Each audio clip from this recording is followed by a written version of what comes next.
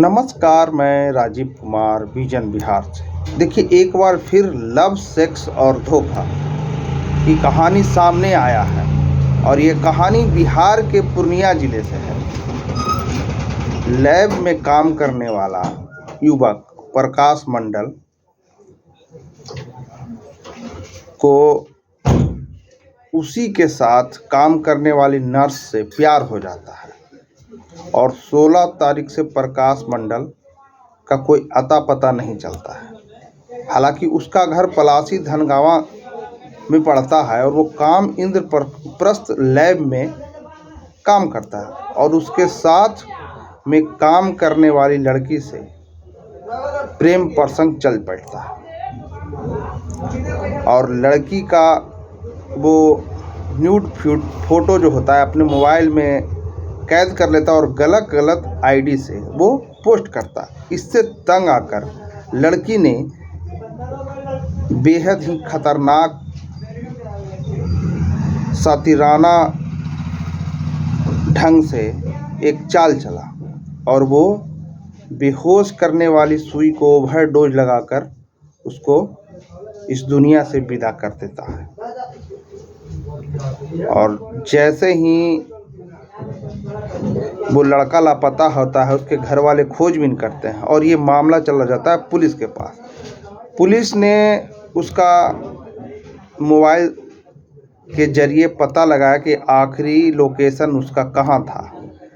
फिर सारा उद्भेदन वहाँ के एसडीपीओ पुष्कर कुमार इस वीडियो में बता रहे हैं कि कैसे कैसे वो लड़की कितनी चालाक थी और कैसे उसको अपने रास्ते से हटाया।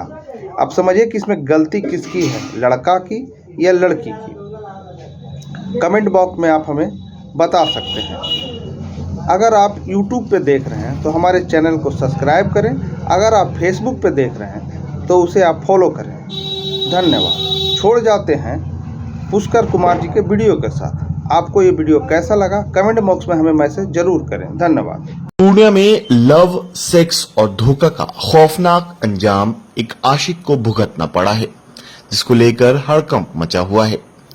दरअसल बार बार युवती को ब्लैकमेल करने पर युवक को भारी कीमत अदा करनी पड़ी है। दगाबाजी करने पर लड़की ने लड़के की जीवन लीला ही समाप्त कर दी है, लेकिन इस खेल में युवती पुलिस के हत्थे चढ़ ही गई। पूर्णिया सदर एसडीपीओ पुष्कर कुमार के मुताबिक 16 जून को पैथोलॉजी में काम करने वाला युवक प्रकाश मंडल लापता हो गया था, जिसे नर्स से प्यार हो गया था। इसी दौरान नजदीकी बढ़ी तो लड़की की आपत्तिजनक तस्वीर उतार ली, जिसके बाद उसे बार बार ब्लैकमेल करता था। जिसके बाद नर्स ने बेहोश करने वाली सुई का ओवरडोज देकर कंपाउंडर को मौत की नींद सुला दिया। विगत दिनों 16 तारीख को एक लाइन बाजार क्षेत्र से इंद्रप्रस्थ क्लिनिक में एक लड़का काम करता था, प्रकाश मंडल, जो रहने वाला था पलासी के धनगावा गांव का, लेकिन यही पूर्णिया में डेरा लेके रहता था और यह मिसिंग हो गया था, लापता था।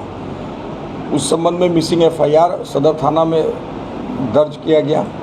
पुलिस अधीक्षक महोदय के द्वारा इसके सफल उद्भेदन के लिए एवं उसके सकुशल बरामदगी के लिए एक टीम का गठन मेरे नेतृत्व में किया गया। हम लोगों ने इस पर काम करना शुरू किया तो उसका लास्ट लोकेशन जो है वो रानीगंज आया था, प्रकाश मंडल का, मृतक का, जो अभी ये है।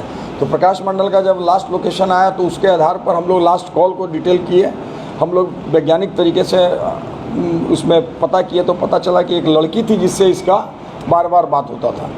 उस लड़की के बारे में पता किया तो वो लड़की भी जो है इसी के साथ काम करती थी, उसी इंद्रप्रस्थ लैब में। और इंद्रप्रस्थ लैब में वो लड़की के साथ उसकी एक और बड़ी बहन या सहेली थी, वो भी रहती थी। प्रकाश मंडल नाम नहीं बोला उसका, प्रकाश मंडल एवं एक अन्य लड़की जो उस लैब में काम करती थी, उससे इन लोगों का प्रेम संबंध था। उसके बाद प्रकाश मंडल का इस लड़की जो गिरफ्तार हुई है युवती, उससे साथ भी संबंध हो गया, इलिसिट रिलेशन हो गया दोनों का। अब कुछ फ़ोटो जो है इस लड़की का प्रकाश मंडल ने जो है वो नेकेड फ़ोटो ले लिया और उसको अपने जो अन्य प्रेमिका थी उसके सुनीता के माध्यम से वायरल भी कर दिया। इसके कारण ये जो लड़की है वो गुस्सा में थी और वो रिक्वेस्ट की कि अपने फ़ोटो तुम इससे डिलीट कर दो, और बार बार इसको अनुरोध की, लेकिन वो डिलीट नहीं किया। वो फेक नाम से आईडी बना के वो वायरल करता था, बार बार 2 बार कर दिया वायरल। उसके बाद ये लड़की इसको बुलाती है प्रकाश मंडल को कि आओ और हमारा फ़ोटो कम से कम तुम मोबाइल लेके आओ, हमारा डिलीट कर दो। इस पर वो एग्री हो जाता है और एग्री इस बात पर होता है कि हम आते हैं, लेकिन एक बार हम तुम्हारे साथ पुनः जो है सो संबंध स्थापित करेंगे, ये करेंगे। लड़की भी तैयार हो जाती है कि ठीक है आओ, और उसके बाद इसको बुलाती है रानीगंज में, और रानीगंज में आती है तो दिन में 3-4 घंटा घूमती है। वो मोबाइल भी ले लेती है लड़की उसका, लेकिन उसका लॉक जो है वो नहीं खोल के बताया। उसके बाद ये दोनों एक सुनसान जगह में चल जाता है, जो घर में चारों ओर जंगल था, उसके बीच में एक अर्धनिर्मित मकान था। उस मकान में जाने के बाद लड़की के साथ जो है गलत संबंध स्थापित करता है। उसके बाद जो है वो लड़की अपने कमर में एक इंजेक्शन रखती है जो टेट्रा का के कहता है, टेट्रा जो एनेस्थीसिया का काम आता है। वो इंजेक्शन को 10 ml को दाब के छिपा के रखी थी, और उसके बाद लड़का जैसे ही वहाँ पर लेटा और इसके बाद रेस्ट लिया, जैसे ही बस ये उसके बॉडी में इंजेक्शन को इंजेक्ट कर दी। इंजेक्ट करने से वो तुरंत बेहोश हुआ, और बेहोश होने के बाद वो मर गया। मरने के बाद ये लड़की फिर क्या की, उसके डेड बॉडी को उसी सुनसान जगह पर छोड़ के फिर अपने घर चले गई। गांव में शादी ब्याह था, शादी ब्याह से शामिल होकर अटेंड करके 10 दिन के बाद आई।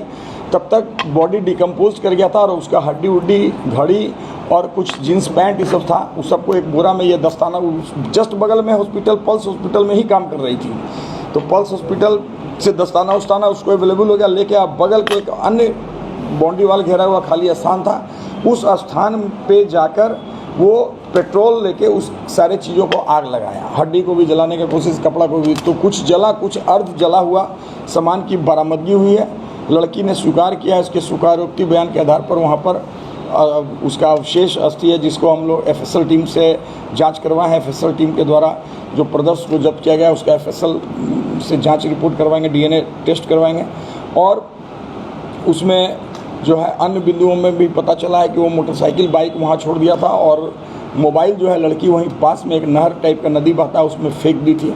तो इस सब भी अन्य बिंदुओं को छानबीन और खोजबीन की जा रही है, लेकिन प्रथम दृष्टया यही है कि ये जो है मामला फ़ोटो वायरल लेने के कारण आक्रोशित होकर ये घटना को कारित की है। और परिजन ने भी कपड़ा से और अन्य चीज़ें, घड़ी से उसकी पहचान उसके परिजन लोगों ने की है। उन लोगों भी घटनास्थल पर गए।